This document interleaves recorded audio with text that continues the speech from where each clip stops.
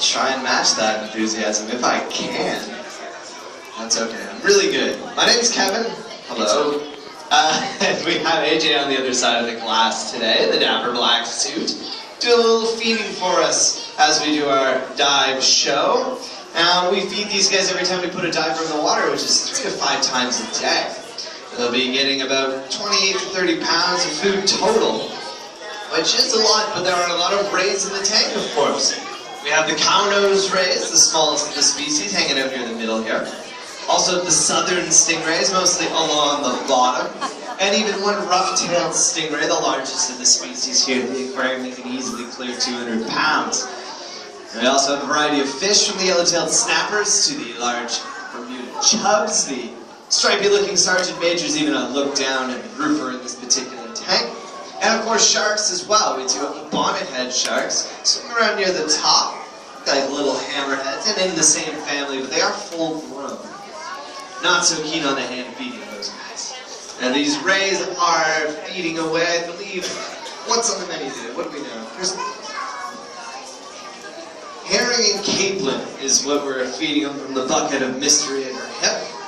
And they are usually quite eager to get it. Now, you might be worried about AJ there. She is in a giant tank full of stingrays, but I assure you, she's quite safe. And that's for a number of reasons. The first is that rays are actually very gentle creatures by nature. They do have that fearsome sounding name, stingrays, and they do have a barb that they use in the wild to defend themselves from predators. And that barb is located near the base of the tail. It's about a third of the way up from that base, and it's usually covered in a sheath, which makes it quite difficult to see. The sheath will protect the barb as it grows, and bathes it in venom, which can help make their sting a little bit more painful. But we do clip those barbs here at the aquarium, just to make it extra safe for AJ and all of our visitors as well. And it works a lot like actually clipping a fingernail. It doesn't hurt them at all. We do it every 90 days or so, which is about how long it takes to grow back. And we're actually mimicking something that you'd see in the wild. When they do use those barbs, they tend to break.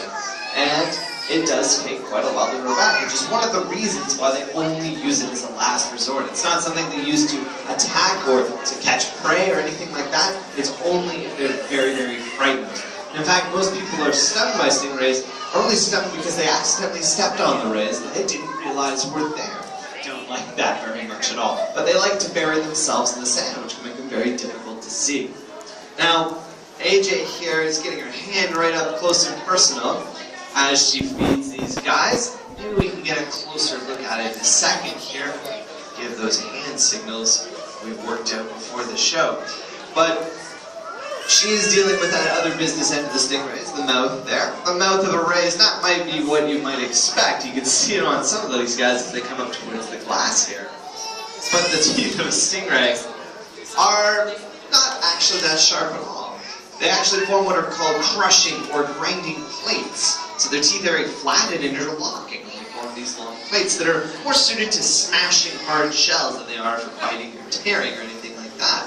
And in fact, that's what they'll do in the wild. They'll eat very hard-shelled animals that they find along the ground, where they spend most of their time. So crustaceans, clam, shrimps, all on the menu for these guys. They're very dexterous with their mouths. As you may notice, they can suck up their food, smash the shell with those teeth, get the good bits inside, and spit out the parts they don't like.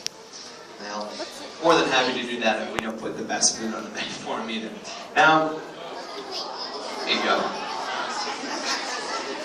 Another cool thing about the way that these guys eat is that their mouths are in fact located on the bottom, but as you may notice, their eyes are on the top or just to the side. So they have a very difficult time, if they can at all, seeing what they are eating.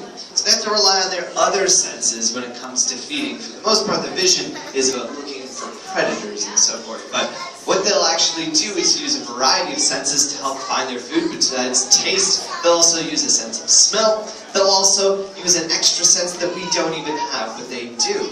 They actually have a sixth sense, an electroreception. And that allows them to detect electrical signals in the water. Those electrical signals are given off by every living thing's movement of their muscles and so on.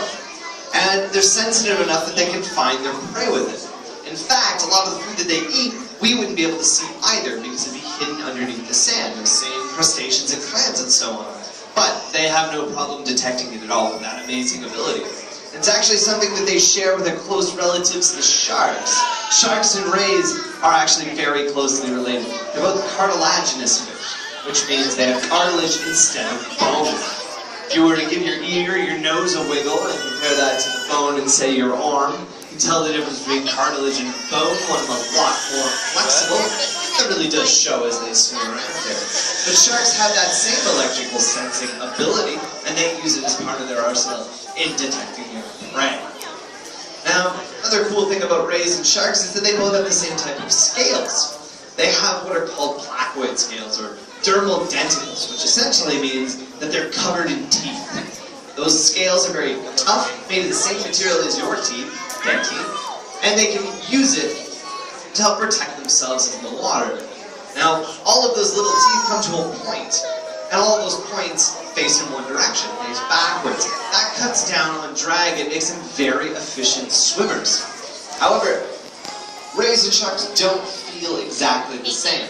Now, those pointy little scales give them an interesting feeling. If you touch a shark from head towards the tail, very smooth. But if you go the opposite way, against the grain, they kind of feel a lot rougher, kind of like a sandpaper. The larger the shark, the larger the scales, the rougher they feel.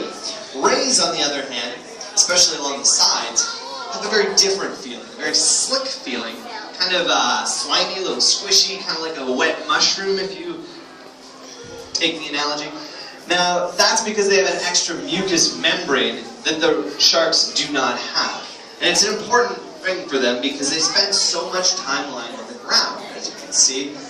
And that's to help protect them from scrapes and scratches that they might pick up while they're there, or even bacteria that could cause infections. So it's another important part of the ray's lifestyle.